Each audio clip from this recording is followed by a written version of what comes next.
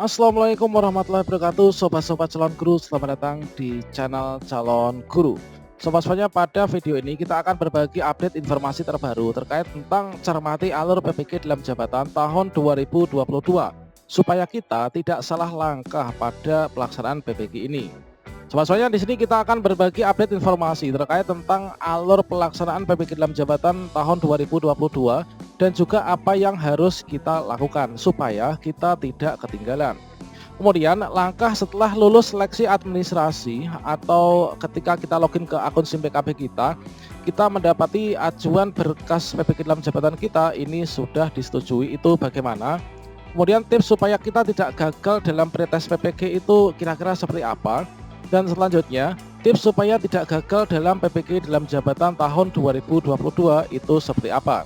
Nah, sobat-sobatnya, di sini kita perlu mengetahui bersama bahwa di sini ketika kita sudah melaksanakan atau mengikuti seleksi administrasi, yang mana untuk saat ini kita masuk dalam tahapan ini, teman-teman, yaitu seleksi administrasi, dan kemudian nanti setelah itu kita masuk seleksi akademik atau yang sering disebut sebagai pretest PPG. Berikutnya, inilah nanti kita masuk ke pra PPG. Selanjutnya, di sini kita akan masuk pada tahapan PPG dalam jabatan. Dan asal kita ketahui saja, meskipun kita ini nanti lulus pretest PPG atau seleksi akademik ini, kita belum tentu bisa ikut PPG tahun 2022. Bagaimanakah informasinya? Silahkan simak video ini sampai selesai. Namun sebelum kita lanjutkan, perlu saya ingatkan bagi teman-teman yang mungkin baru pertama kali menemukan channel ini, silahkan klik tombol subscribe-nya dan aktifkan notifikasi loncengnya, sehingga nanti jika ada update video terbaru, teman-teman tidak akan ketinggalan informasi. Baiklah sobat-sobatnya, di sini marilah kita cermati kembali terkait tentang alur PPG dalam jabatan tahun 2022. Yang mana dalam PPG dalam jabatan di tahun 2022 ini ada tahapan-tahapannya, teman-teman, yang mana sudah dirilis oleh Kemdikbud ya beberapa waktu lalu. Nah, sobat-sobatnya, di sini untuk tahapan yang pertama, nah di sini tahapan pertama ini adalah kita yang saat ini kita sedang berada di dalamnya ya. Yang mana di sini untuk tahapan ini adalah teman-teman melakukan pendaftaran dan seleksi administrasi. Jadi bedanya kalau misalkan di PPG tahun 2022 dengan PPG di tahun sebelumnya, itu adalah terletak pada bagian ini, teman-teman. Jadi kalau misalkan di tahun sebelumnya itu untuk seleksi administrasi itu dibagi menjadi dua, yaitu seleksi administrasi tahap 1 dan juga seleksi administrasi tahap 2. Kemudian di tengah-tengah dari kedua seleksi administrasi itu ada pretest PPG. Kalau misalkan di tahun ini adalah untuk seleksi administrasi, ini adalah dijadikan satu dengan tahapan pada saat teman-teman melakukan pendaftaran. Tentunya pada saat di tahapan yang pertama, yaitu pendaftaran dan seleksi administrasi, ini teman-teman sudah dilakukan semua ya, yaitu kita melakukan pendaftaran pada aplikasi SIM PKB kita, terutama kita itu mengupload berkas-berkas yang diperlukan dan melengkapi profil, terdiri dari memilih mapel yang sesuai dengan ijazah yang kita miliki. Nah, selanjutnya di sini setelah pendaftaran dan seleksi administrasi, ini langkah berikutnya, ini kita mengikuti seleksi akademik. Nah, di sini untuk seleksi akademik ini nanti teman-teman silahkan mempelajari kisi-kisi yang sudah saya bagikan pada video sebelumnya ya. Nah, nanti upayakan teman-teman bisa mendapatkan nilai yang setinggi-tingginya supaya nanti bisa lulus seleksi akademik ini. Dan untuk bisa lulus seleksi akademik, selain kita itu mendapatkan nilai yang terbaik, ini kita harus masuk dalam skala prioritas, teman-teman. Terkait tentang skala prioritas seperti apa, itu sudah saya share pada video selanjutnya.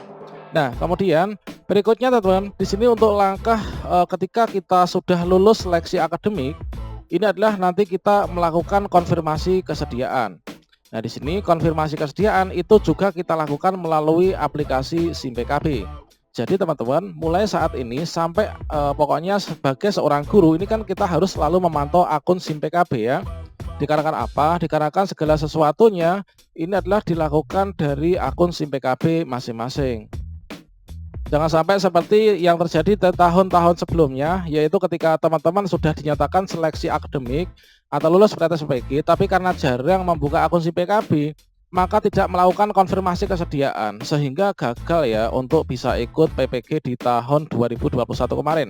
Jangan sampai teman-teman di tahun ini kelendran ya istilahnya dalam bahasa Jawanya, sehingga teman-teman meskipun sudah dinyatakan seleksi akademik, kalau nggak melakukan konfirmasi kesediaan dikarenakan jarang buka akun SIM KB, maka teman-teman tidak bisa melanjutkan PPG di tahun ini. Nah, selanjutnya teman-teman, setelah nanti kita itu konfirmasi kesediaan bahwa kita itu mau untuk ditempatkan di sebuah LPTK misalkan. Jadi di sini dari hasil lulus seleksi akademik, maka teman-teman memantau akun SIM PKB-nya, nanti akan ada tampilan untuk melakukan konfirmasi kesediaan. Konfirmasi kesediaan ini adalah tentunya teman-teman di sini sudah diberikan yaitu pilihan untuk kita itu mengikuti PPG dalam jabatan di LPTK mana. Nah, di sini teman-teman harus melakukan konfirmasi kesediaan. Kalau misalkan teman-teman sudah melakukan konfirmasi kesediaan dan sudah klik bersedia, maka langkah berikutnya nanti dari ppg.kemdikbud.go.id ini akan menetapkan calon mahasiswa PPG dalam jabatan tahun 2022. Dan kita setelah konfirmasi ini kita akan termasuk di antara dari daftar nama yang ditetapkan sebagai calon mahasiswa PPG dalam jabatan tahun 2022. Nah, selanjutnya setelah kita ditetapkan sebagai calon mahasiswa PPG dalam jabatan, berikutnya kita kan sudah mendapatkan LPTK ya teman-teman. Maka berikutnya ini kita waktunya untuk melakukan lapor diri. Yang dimaksud dengan lapor diri, inilah kita sudah berhubungan dengan LPTK atau kampus yang menjadi tempat kita untuk ikut PPG teman-teman. Jadi setelah ditetapkan sebagai mahasiswa, kita nanti akan dipanggil ya oleh masing-masing LPTK untuk melakukan lapor diri. Nah, pada bagian inilah nanti kita ada berkas-berkas yang harus disiapkan untuk lapor diri ke LPTK. Termasuk juga surat bebas nafsa, surat keterangan sehat, dan juga SKCK. Mungkin juga nanti diminta untuk mengisi biodata PD Dikti teman-teman. Jadi persiapkan seluruh data-data teman-teman itu nanti pada saat itu ya. Nah, bagi teman-teman yang kemarin bertanya untuk persyaratannya kan harus sehat jasmani rohani, bebas nafsa, dan juga berkelakuan baik ya. Nah, itu nanti akan dicari pada saat teman-teman ini melakukan lapor diri ini. Berikutnya setelah kita melakukan lapor diri ke LPTK, berikutnya di sini kita sudah sah ya, sudah resmi menjadi mahasiswa PPG dalam jabatan di LPTK sesuai yang ditunjuk oleh Kemdikbud. Nah, di sini pada bagian inilah teman-teman kita nanti sudah mulai belajar ya, sudah mulai belajar di LPTK masing-masing. Untuk materi yang pertama yang kita pelajari ini adalah analisis materi pembelajaran teman-teman. Jadi materi pembelajaran yang kita analisis ini adalah nanti berbasis masalah atau problem solving ya. Nah, di sini nanti literasi dan HOTS ini sebanyak 5 SKS. Tentunya nanti akan ada dosen pembimbing juga. Teman-teman, di sini kita harus upayakan maksimal ya dalam bagian analisis materi ajar ini. Dikarenakan kalau misalkan kita nggak maksimal, nggak serius, nantinya kita sampai tahap-tahap berikutnya ini juga akan mengalami kesulitan. Nah, kemudian setelah kita mengikuti yaitu proses analisis materi pembelajaran berbasis masalah, berikutnya ini adalah kita masuk pada tahapan yaitu desain pembelajaran inovatif yaitu sebanyak 3 SKS. Nah, di sini pada tahapan desain pembelajaran yang inovatif 3 SKS ini adalah kita nanti akan dibimbing oleh masing-masing dosen. Nah, di sini sudah masuk pada bagian pembagian kelas kecil teman-teman. Jadi misalkan dalam satu kelas itu awalnya kalau kemarin itu adalah 34 ya, itu dibagi menjadi 3 kelas kecil, sehingga dalam satu kelas itu rata-rata anggotanya itu adalah 12 sampai 13 mahasiswa. Dan di sana itu nanti akan dibimbing oleh seorang dosen pembimbing. Nah, di sini nanti kita diminta untuk membuat desain pembelajaran yang inovatif, yang mana nanti dari desain pembelajaran ini kita akan terapkan, yaitu kita memilih salah satu untuk diujikan dalam uji komprehensif. Tentunya nanti akan ada dosen-dosen pembimbing terkait tentang kisi-kisi untuk ujian komprehensif atau mungkin tentang tata caranya bagaimana, itu sudah saya sediakan pada video sebelumnya. Selanjutnya ini kita masuk pada praktik pembelajaran inovatif sebanyak 4 SKS. Jadi di sini kita praktik pembelajaran lapangan di sekolah masing-masing teman-teman. Jadi di sini kita membuat 3 desain pembelajaran, kita pilih salah satu di ujian komprehensif, kemudian dari ketiga ini kita terapkan dalam PPL ya, atau praktik pembelajaran inovatif. Selanjutnya yang terakhir yang paling sangat menentukan sekali Untuk tahapan PPG yang paling akhir ini adalah kita mengikuti UKM PPG teman-teman. Jadi di sini untuk pelaksanaan PPG itu sepertinya sudah selesai ya. Untuk pembelajaran di LPTK itu sudah selesai pada bagian ini, yaitu praktik pembelajaran. Nanti kita akan mendapatkan rekapitulasi nilai kita dari tahapan-tahapan ini. Berikutnya di sini terkait tentang UKM PPG. Nah, terkait tentang cara daftarnya bagaimana, kisi-kisinya sudah saya sediakan pada video saya sebelumnya. Nah, di sini UKM PPG itulah uji kompetensi mahasiswa PPG. UKM PPG ini terdiri dari dua, yaitu terdiri dari UKIN dan juga terdiri dari UP, teman-teman. Ini adalah hal yang sangat penting sekali, teman-teman jangan sampai terlewat ya. Ini nanti untuk teman-teman yang sudah lulus pretest PPG, teman-teman. Jadi di sini untuk UKIN itu terdiri dari dua bagian. Yang pertama ada UKIN pembelajaran dan yang kedua ini ada UKIN portofolio. Nah, masing-masing dari UKIN dan UP ini minimalnya kalau misalkan KKM-nya atau passing grade-nya di tahun 2021 ini adalah sebanyak 70, teman-teman. Nah, ini 70. Kemudian untuk UP ini juga nilainya minimal 70.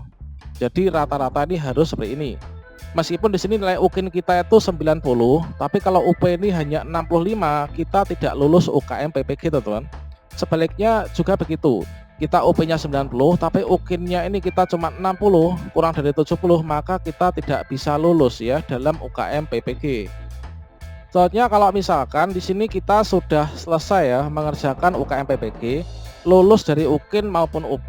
Nah, di sini kita berikutnya nanti akan yaitu mendapatkan sertifikat pendidik, teman-teman. Kita sudah ditetapkan sebagai seorang guru profesional, kita sudah mendapatkan sertifikat pendidik dan itulah yang memang kita nantikan ya, diharapkan bersama. Bagi teman-teman yang nanti tidak lulus pada bagian UKM PPG terdiri dari UKIN maupun UP ini nggak lulus, maka teman-teman nanti harus mengikuti UP lagi ya atau UKIN lagi UKM PPG di periode berikutnya. Kalau misalkan teman-teman masuk pada angkatan 1, mungkin saja nanti masih ada bisa ikut retaker ya. Biasanya kalau di angkatan-angkatan terakhir di sana nanti teman-teman tidak bisa mengikuti. Bisanya itu adalah di tahun berikutnya. Nah, di sini kita harus tahu bahwa bagi teman-teman untuk ikut UP atau yang kalau dulu itu adalah UTN itu maksimal 3-4 kali ya. Kalau lebih dari itu maka kita sudah di blacklist, nggak bisa ikut PPG selamanya.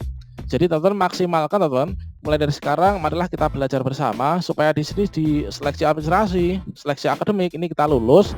Berikutnya nanti sampai tahap akhir di UKM PPG ini kita bisa lulus. Dan akhirnya kita bisa mendapatkan sertifikat pendidik dan berstatus sebagai guru profesional.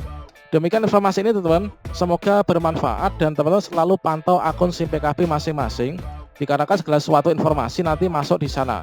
Jangan sampai teman-teman itu kelewatan ya, kelendran, tidak memantau akun SIM PKB, jadinya kita nggak bisa lanjut. Demikian, semoga bermanfaat. Wassalamualaikum warahmatullahi wabarakatuh.